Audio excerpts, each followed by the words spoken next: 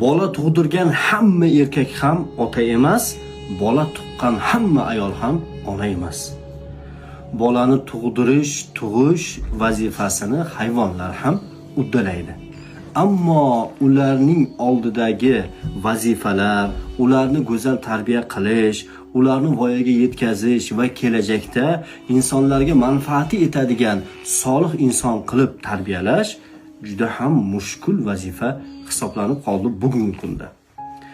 Agar siz ham mana shu ishda qiynalayotgan bo'lsangiz, farzandingiz sho'x bo'lsa, gapingizga quloq solmasa, sizni aytganingizni qilmasa, o'qishni istamasa va hokazo, farzand tarbiyasida qiynalayotgan bo'lsangiz, unda sizga ikkita tavsiyani aytaman.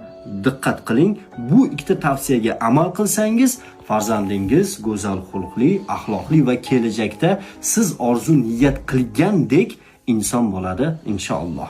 Birinchisi, ustozlarimiz aytadiki, farzand tarbiyasidagi eng birinchi qilinadigan ish bu farzandga halol luqma yedirishdir. Ya'ni farzandingizga va oilangizga halol peshona teringiz bilan topilgan mablag' evaziga luqma olib keling, ozuqa olib kelib yediring. O'g'irlik, talonchilik, firibgarlik, zo'ravonlik, birovning haqqini yeyish, pora olish, pora berish, tovlamachilik va hokazo, aldov, yolg'on yo'llari bilan topilgan pullarni zinhor oilangizga olib kelmang va bu yo'l bilan pul topmang. Halol mehnat qiling, peshona teringiz bilan halol luqma yediring. Hattoki ulamolar aytadiki, halol luqma yeb ulg'aygan farzand ilmni juda ham tez va oson o'ziga singdiradi va kelajakda yaxshi inson bo'ladi deganlar. Ikkinchisi esa farzand tarbiyasiga oid ilmlarni puxta o'zlashtirib, uni hayotingizda qo'llang.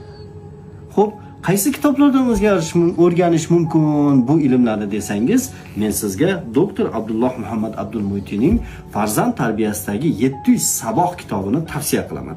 Buni birinchi va ikkinchi, demak, tomlari ham chiqqan, hozir mana 3-chisi chiqdi. Mana shu 3 ta kitobni olib, agar erkak kishi bo'lsangiz, ayolingiz bilan, ayol kishi bo'lsangiz, eringiz bilan birgalikda mutolaa qilib, farzand tarbiyasida qo'llang.